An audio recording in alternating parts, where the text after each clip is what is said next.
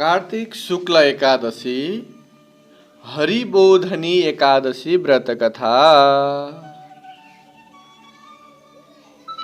श्री कृष्ण गोविंद हरे मुरारे, हे नाथ नारायण वासुदेव।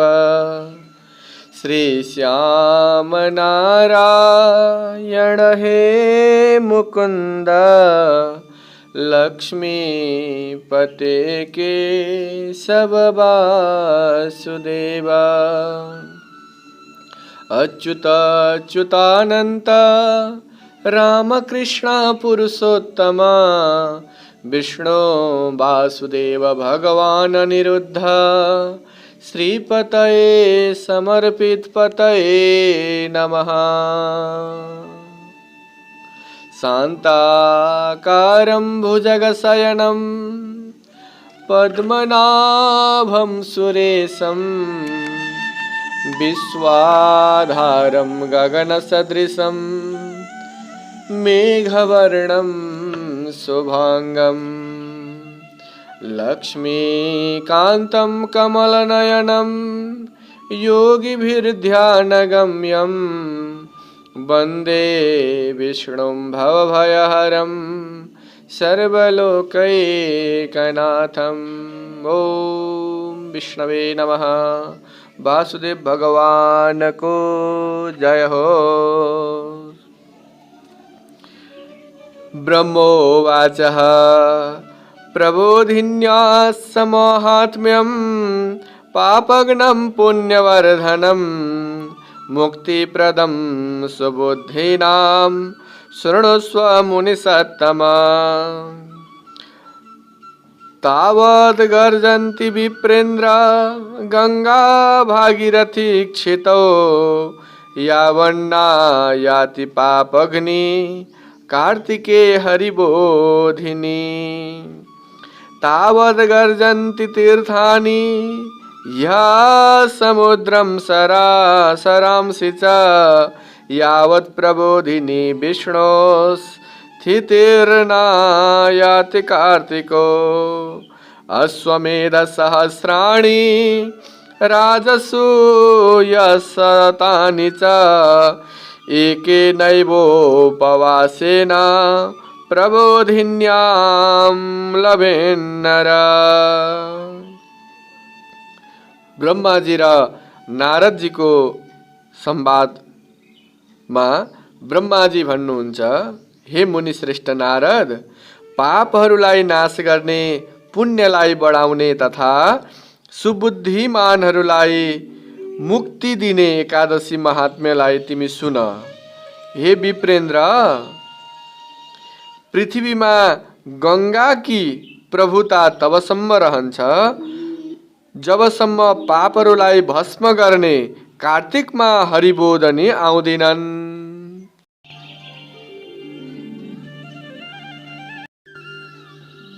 र समुद्र, तीर्थ तथा सरोवरहरूको प्रभाव पनि तबसम्म रहन्छ जबसम्म विष्णु प्रबोधिनी तिथि आउँदिनन्।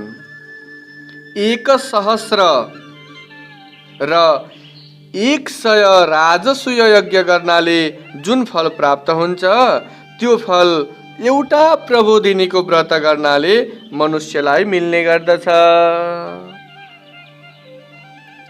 1,000। त्यस पछाडि नारद मुनि भन्नुहुन्छ, नारदोवाच एक भुक्ते च किं पुण्यं नक्त भोजने, उपवासने किं पुण्यं तन्मे ब्रूहि पितामह। हे पितामह, एक छाक भोजन दिनको चतुर्य अथवा चतुर्थ प्रहरमा भोजन र उपवास गर्नाले के पुण्य हुन्छ सो मलाई भन्नुहोस् न। अनि फेरि ब्रह्माजी भन्नुहुन्छ, एक भुक्तेन जन्मोत्थम नक्तैना द्विजनोर्भुवम् सप्तजन्म भवं पाप मुपवासेन नश्यति। यद्दुर्लभं यदं प्राप्तं त्रैलोक्येन तु गोचरम्। यद्यप्यप्रार्थितं पुत्र ददाति हरुबोधनि। मेरो मन्दरमात्राणि पापण्युग्राणि यानि तु एकेनैवोपवासेन दहते पापहारिणी। अनि ब्रह्माजी भन्नुहुन्छ, एकपल्टको भोजनले एक जन्मको पाप नाश हुन्छ। नक्त भोजन दिनको चतुर्थ प्रहरमा भोजनले 2 जन्मको पाप नाश हुन्छ र उपवास गर्नेले 7 जन्मको पाप नाश हुन्छ। हे पुत्र, जो तीनै लोकहरूमा दृष्टिगोचर नहुने अप्रार्थित नमिल्न योग्य छ, यसलाई हरिबोधनीले दिने गर्दछिन्।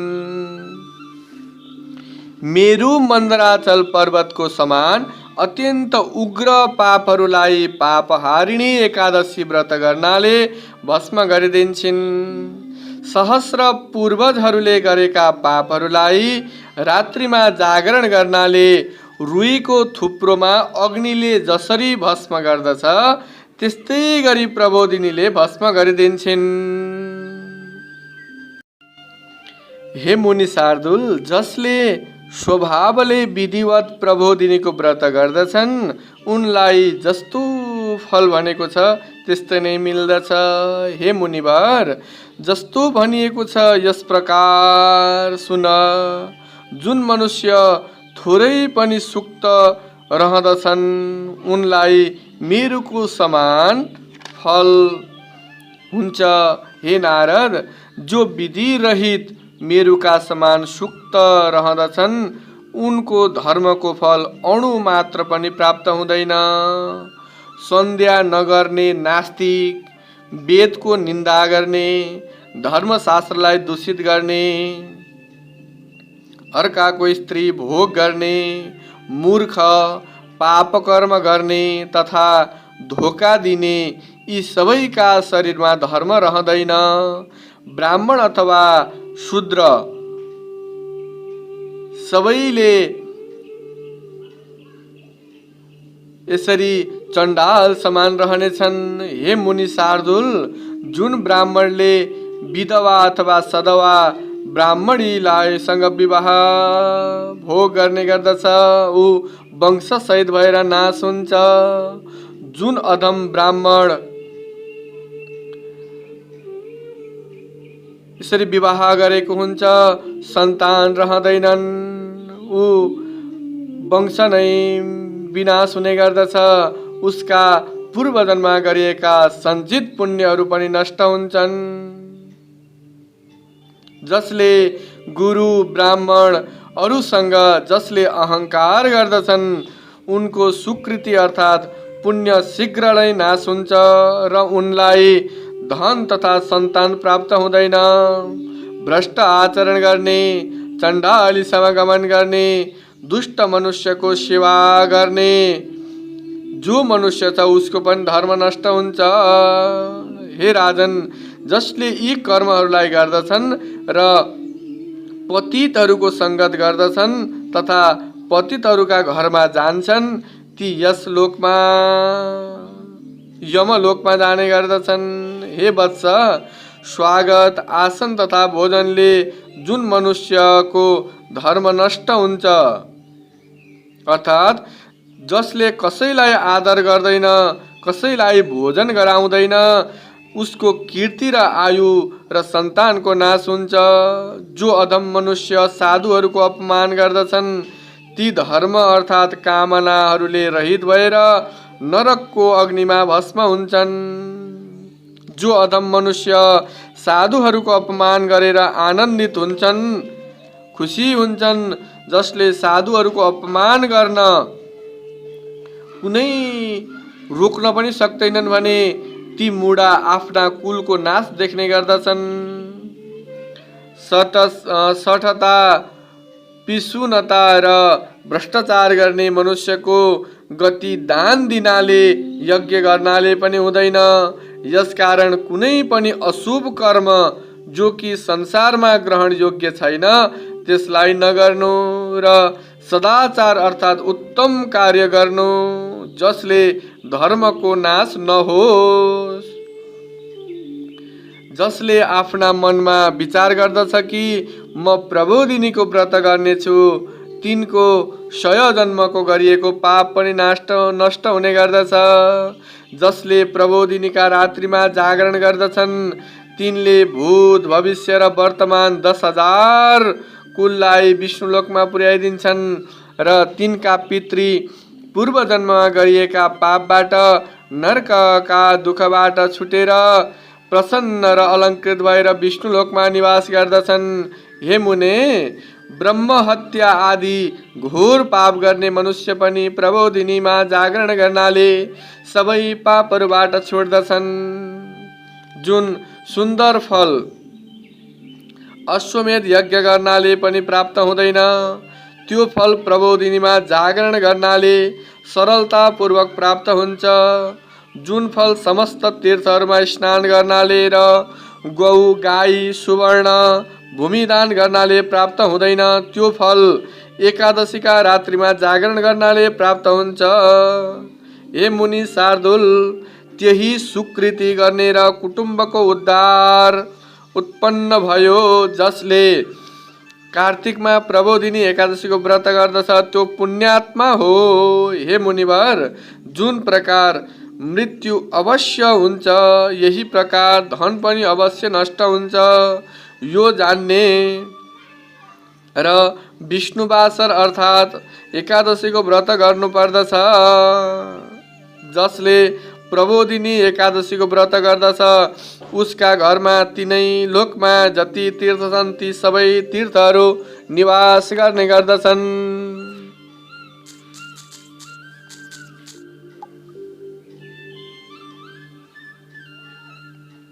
सम्पूर्ण कर्महरूको परित्याग गरेर चक्रपाणी विष्णु भगवानलाई सन्तुष्ट गर्नका निमित्त कार्तिकमा सुन्दर हरिबोधिनी एकादशीको व्रत गर्नुपर्दछ। त्यही ज्ञानी, योगी, तपस्वी र जितेन्द्रिय नै हो तथा उसैलाई भोग र मोक्ष प्राप्त हुन्छ। जसले हरिबोधिनीको उपासना गर्दछ, यी विष्णु भगवान की प्यारी एकादशी धर्मको तत्त्वलाई दिनेछन्। एकादशीको एकपल्ट व्रत गर्नाले मनुष्य मुक्तिको भागी हुन्छन्। हे नारद, प्रबोधिनीको मत गर्नाले मनुष्य जसले यिनको व्रत गर्दछ त्यो फेरि गर्भमा प्रवेश गर्नु पर्दैन। यसकारण सबै धर्महरूलाई छाडेर यिनको व्रत गर्नुपर्दछ। कर्म, मन र वाणीले गरिएका पापहरूलाई प्रबोधिनीका जागरणले गोविन्द भगवानले नाश गरिदिनुहुन्छ। कायेन वाचा मनसेन्द्रियैर्वा बुद्ध्यात्मना वा प्रकृति स्वभावात् करोमि यद्यत् सकलं परस्मै नारायणायेति समर्पयामि। हे वत्स, प्रबोधिनीका दिन विष्णु भगवानका नामले मनुष्य स्नान, दान र तप तथा होम आदि जसले गर्दछन् त्यो अक्षय हुन्छ। जुन मनुष्यले एकादशीको व्रत र भक्तिपूर्वक माधव भगवानको पूजा गर्दछ ती 100 जन्ममा गरिएका पापहरू भए पनि छुट्ने गर्दछन्। हे पुत्र, प्रबोधिनी एकादशीका दिन विधि पूर्वक विष्णु भगवानको उपासना अर्थात् पूजा गर्नाले यी महाव्रतले ठुला ठुला पापहरूलाई नाश गरिदिन्छन्। यस प्रकार यस व्रतलाई गर्नाले देवताहरूका प्रयाति ईश्वर जनार्दन सन्तुष्ट हुनुहुन्छ र व्रत गर्ने 10 दिशाहरूलाई प्रकाशित गर्दै विष्णु लोकमा जाने गर्दछन्। हे नारद, कान्ति र सुख चाहने मनुष्यले कार्तिकमा द्वादशी युक्त प्रबोधिनी एकादशी हरिबोधनी एकादशीको व्रत प्रयत्नले गर्नुपर्दछ। हे वत्स, बाल्य अवस्था र वृद्ध अवस्थामा गरिएका अल्प अथवा धेरै सय जन्ममा का सञ्चित पापहरूलाई हे मुनिवर नारद, सुखा, आर्द अथवा गिलो, जो लुकेको तथा जुन प्रकट हुन्छ, यी सबै यी एकादशीका दिन भक्तिपूर्वक गोविन्द भगवानको पूजा गर्नाले सबै पाप नष्ट हुन्छन्। सूर्य चन्द्रमा ग्रहणमा पुण्य गर्नाले जुन फल प्राप्त हुन्छ, सो फल प्रबोधिनीमा जागरण गर्नाले मिल्दछ। जुन फल स्नान, दान, जप, होम, स्वाध्याय गर्नाले प्राप्त हुन्छ, त्यो भन्दा करोडौं गुना फल प्रबोधिनीमा विष्णु भगवानको पूजा गर्नाले प्राप्त हुन्छ। मनुष्यले गरिएका समस्त पुण्य कार्तिकको प्रबोधिनीको व्रत नगरी व्यर्थ हुन्छ। हे नारद, जुन मनुष्यले कार्तिकमा विष्णु भगवानको नियम अर्थात् एकादशीको उपासना गर्दैनन्, व्रत गर्दैनन्, तिनलाई जीवन पर्यन्तमा गरिएको पुण्यको फल पनि प्राप्त हुँदैन। यसकारण तिमीले सर्वदा यत्नपूर्वक देवताहरूका पनि देवता जनार्दन भगवानको उपासना गर्नुपर्दछ। हे पुत्र, जो विष्णुका भक्त कार्तिक महिनामा अर्काको अन्नलाई ग्रहण गर्दैनन्, उनलाई त्यस अन्नको त्याग गर्नाले चान्द्रायण व्रत गर्नको फल मिल्दछ। कार्तिकमा मधुसूदन भगवान शास्त्रको कथाको वार्ताले जति प्रसन्न हुनुहुन्छ, त्यति सन्तुष्ट यज्ञ गर्नाले, हात्ती घोडा दान गर्नाले हुनुहुन्छ। कार्तिक मासमा विष्णुको कथा आधा या चौथाई श्लोक मन लगाएर जसले भन्दछ अथवा सुन्दछ, तिनले 100 गोदान गरेको फल प्राप्त हुन्छ।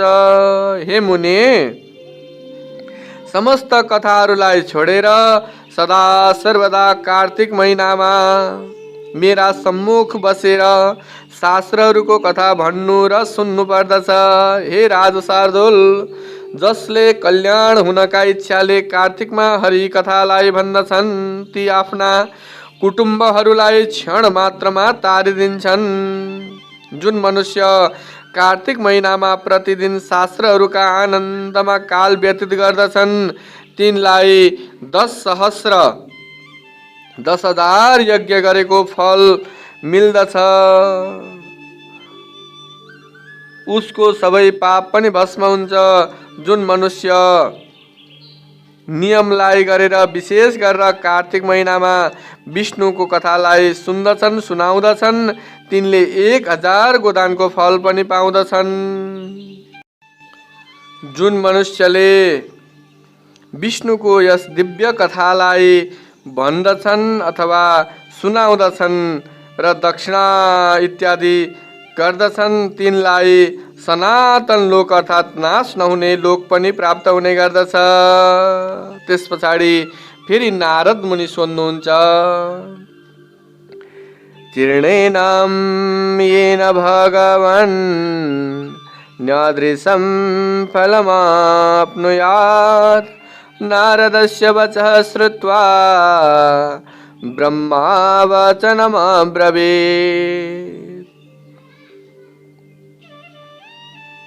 अनि नारद मुनि भन्नुहुन्छ कि हे स्वामिन, देवताहरूमा श्रेष्ठ एकादशीको विधिलाई सुनाउनुहोस् न। हे भगवान, जसलाई गर्नाले जस्तो फल प्राप्त हुन्छ त्यो मलाई सुनाइदिनुहोस् न। भनेपछि नारदको कुरा सुनेर ऋषि भन्नुहुन्छ, नारदस्य वचः श्रुत्वा ब्रह्मा वचनमब्रवीत्। ब्रह्मे मुहूर्ते चोत्थाय एकादश्यां द्विजोत्तम। स्नानं चैव प्रकर्तव्यं दन्तधावनपूर्वकं नद्यां तडाके कूपे वा वाप्यं गेहे तथैव च केशवश्चैव सम्पूज्य कथाया श्रवणं तथा नियमार्थे महाभाग इमं मन्त्रमुदीरयेत्। एकादश्यां निराहारः स्थित्वा हानिपरेह्यहं भोक्ष्यामि पुण्डरीकाक्ष शरणं मे भवाच्युत। नारद मुनिको कुरा सुनेर ब्रह्माजी भन्न लाग्नुभयो कि हे द्विजोत्तम, ब्रह्म मुहुर्त जब 2 घडी रात्रि बाँकी रहन्छ, उज्यालो हुनुभन्दा 1 घण्टा अगाडिको समय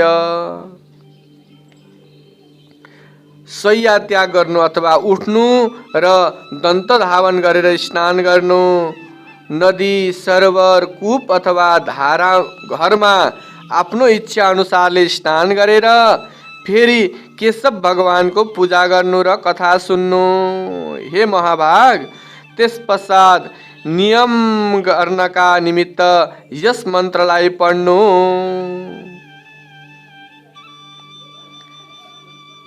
नियमार्थे महाभाग इमं मन्त्रमुदीरयेत् एकादश्यां निराहारः स्थित्वा हानिपरेह्यहम्। एकादशीका दिन निराहार व्रत गरेर म दोस्रा दिन द्वादशीमा मात्र भोजन गर्नेछु। हे पुण्डरीकाक्ष, हे अच्युत, म हजुरका शरणमा छु, मेरो रक्षा गर्नुहोस्। यस मन्त्रलाई देवता चक्रपाणी भगवानका सम्मुखमा पढ्नु पर्दछ। त्यसपश्चात भक्ति भावले प्रसन्नतापूर्वक व्रत गर्नु र रात्रिमा देवदेवका समीपमा जागरण गर्नु। हे मुने, जसले गीत गरेर अथवा नाचेर बाजा बजाएर कृष्णको कथा भन्दछन्, ती पुण्यात्मा तिनै लोकमा माथि अर्थात् सत्यलोकमा निवास गर्ने गर्दछन्। कार्तिकमा प्रबोधिनी एकादशीमा धेरै पुण्य फल कपूर कुमकुम आदिले विष्णु भगवानको पूजा गर्दछन् भने हे मुनीश्वर, एकादशीका दिन धनको लोभ गर्नु हुँदैन। अर्थात् एकादशीका दिन लोभलाई त्याग गर्नाले असंख्य पुण्य प्राप्त हुन्छ। प्रबोधिनी जति दान गरे पनि लोभ गरेर नगर्नु। प्रबोधिनी एकादशीका जागरणमा नाना प्रकारका उत्तम फलहरूले विष्णुको पूजा गर्नु र शङ्खमा जल राखेर अर्घ्य दिनु। सबै तीर्थहरूमा स्नान, सबै प्रकारको दान गर्नाले जुन फल प्राप्त हुन्छ त्यसको करोड गुणा फल प्रबोधिनी एकादशीमा हरि भगवानलाई अर्घ्य दिनाले प्राप्त हुने गर्दछ। हे मुनीश्वर, उत्तम अगस्त्यका फूलले जसले जनार्दन भगवानको पूजा गर्दछ उसलाई इन्द्रले पनि नमस्कार गर्नुहुन्छ। हे विप्रेन्द्र, तपस्या गरेर सन्तुष्ट गर्नाले हरि भगवानले जो गर्नुहुन्न सो अगस्त्यका पुष्पले अलङ्कृत अर्थात् पूजा गर्नाले गर्नुहुन्छ। जुन महाभक्तले कार्तिक महिनामा तुलसी पत्र र फल सहित जनार्दन भगवानको पूजा गर्दछन् तिनले 10,000 जन्मको समस्त पापहरूलाई भस्म गर्दछन्। जुन महाभक्तले कार्तिक महिनामा तुलसी पत्र र फल सहित जनार्दन भगवानको पूजा गर्दछन् तिनले 10,000 जन्मको समस्त पापहरूलाई भस्म गर्दछन्। तुलसीको वर्णन गर्नाले, गुणानुवाद गर्नाले, नमस्कार गर्नाले, रोपण गर्नाले, वृक्ष लगाउनाले र प्रतिदिन पूजन गर्नाले, तुलसीको यी सबै प्रकारको भक्तिले गर्नाले 1000 करोड युग पर्यन्त विष्णुलोकमा निवास गर्दछन्। रोपिएको तुलसीले जति जराका विस्तार गर्दछिन् त्यति नै 1000 युग पर्यन्त तुलसी रोप गर्नेलाई सुकृतिको विस्तार गर्दछिन्। हे मुने, जुन पुरुषले लगाएका तुलसी जब शाखा प्रशाखा र बीज भएर भूमिमा बढ्दछिन्, तब त्यसका सबै कुल जो भएका थिए र जो भए र हुनेछन् ती सबैको 1000 युगसम्म हरि भगवानको लोकमा निवास गर्दछन्। कदम्बका फूलले जसले जनार्दन भगवानको पूजा गर्दछन्, ती चक्रपाणी भगवानका प्रसादले यमलोकमा जाने छैनन्, अर्थात् यमको यातना भोग्नु पर्दैन। कदम्बको फललाई देखेमा केशव भगवान प्रसन्न हुनुहुन्छ। जब सबै कामनाहरूलाई दिने हुनुभएका विष्णु भगवान प्रसन्न हुनुहुन्छ, अनि फेरि के मिल्दैन अनि के प्राप्त हुँदैन र? मनुष्यलाई संसारमा सबै वस्तु प्राप्त हुन्छ। जुन मनुष्यले बकुल पुष्प, अशोक पुष्प र कबीरको रातो सेतो पुष्पले, दुर्वांकुरले, बयर, आँप, समीपत्रले विष्णु भगवानको पूजा गर्दछन्, जसले कुम्भी पुष्पले इत्यादि सुवर्ण पत्र मात्र चढाए पनि फल पाउने गर्दछन्। केतकीको फूल र शतपत्रिका समान सम्पूर्ण सुगन्धित पुष्पहरूले जसले विष्णु भगवानको पूजा गर्दछन्, चढाउँदछन् भने उनीहरू श्वेत द्वीपमा निवास गर्दछन्। हे ब्राह्मण, यस प्रकार भुक्ति मुक्ति दिने भएका केशव भगवानको रात्रिमा पूजा गर्नु र प्रातःकाल भएपछि उठेर नदीमा जानु र त्यहाँ स्नान जप र प्रातःकालमा कर्महरूलाई गरेर घर फर्कनु, विधिपूर्वक भगवानको पूजा गर्नु। बुद्धिमानले व्रतको समाप्तिमा निमित्त ब्राह्मणहरूलाई भोजन र भक्ति गरेर शिर निहुर्याएर नम्र भएर क्षमा माग्नु पर्दछ। त्यसपछि भोजन वस्त्रादिले गुरुको पूजा गरेर चक्रपाणी भगवान सन्तुष्ट हुनका निमित्त ती ब्राह्मणहरूलाई दक्षिणा दिनु। यत्नपूर्वक ब्राह्मणहरूलाई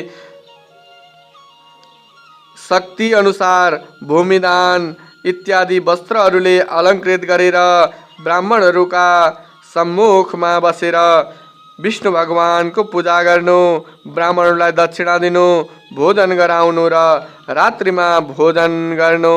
यथोचित व्रतमा जुन यथोचित व्रतमा सुवर्णले सहित बलवान वृषभलाई ब्राह्मण दान गर्नु र जो मनुष्य निरामिष रहँदछन्, अर्थात् कहिले पनि मासु खाँदैनन्, उनले दक्षिणा सहित गोदान पनि गर्नु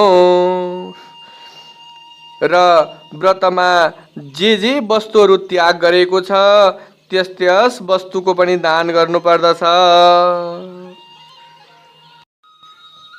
विष्णुका मन्दिरमा अथवा देवालयमा प्रतिदिन दीपक जलाउनु पर्दछ र व्रतको समाप्तिमा निमित्त ताम्र अथवा सुवर्णका पात्रमा घृत बत्ती राखेर विष्णु भक्त ब्राह्मणहरूलाई दान गर्नु पर्दछ। यदि यो सबै हुन नसकेमा यिनका अभावमा ब्राह्मणको वचन सबै व्रतहरूमा सिद्ध दिने भनिएको पनि छ। यस प्रकार ब्राह्मणहरूलाई प्रणाम गरेर उनलाई विदा गर्नु र त्यस पश्चात स्वयं पनि भोजन गर्नु र चतुर्मासमा जुन जुन वस्तुहरू त्याग गरेको छ ती वस्तुहरू दान गर्नु। हे राजन, जसले यसरी समस्त विधिवत पूर्वक पूजा गर्दछन् ती मनुष्यको पुनर्जन्म हुँदैन, अर्थात् ती मुक्त हुन्छन्। हे राजन, यस प्रकार गर्नाले व्रत समाप्त र यस प्रकार नै व्रत समाप्त हुने पर्दछ। यदि व्रत भङ्ग भयो भने व्रत गर्ने अन्धो कोडी हुन्छ। तिमीले मसँग जो सोधेका थियौ यो सबै तिमीसँग मैले भने भनेर ब्रह्माजीले नारदजीलाई भन्नुभएको यस कथालाई हजुरहरूका समक्ष मैले पनि यथामति विस्तार गरेँ। यस कथालाई सुन्ने र पढ्नेलाई पनि 1000 गोदान गरेको फल प्राप्त हुनेछ।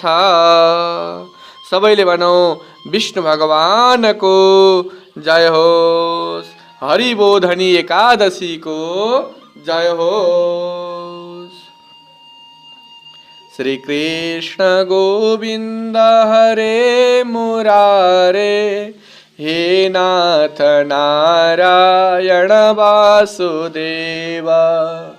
श्री श्याम नारायण हे मुकुंद, लक्ष्मीपते केशव वासुदेवा।